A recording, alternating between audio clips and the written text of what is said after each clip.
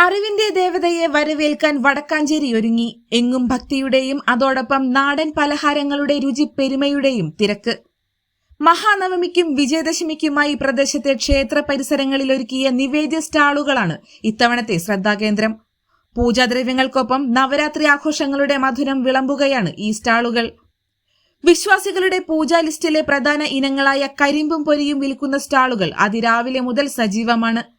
ഐശ്വര്യത്തിന്റെ പ്രതീകമായി പുസ്തകങ്ങൾക്കൊപ്പം പൂജയ്ക്ക് വയ്ക്കാനുള്ള കരിമ്പിന് ആവശ്യക്കാർ ഏറെയാണ്. എന്നാൽ ഇത്തവണത്തെ വിപണിയിലെ താരം പുതിയൊരു രുചിഭേദമാണ് മസാലപ്പൊരി.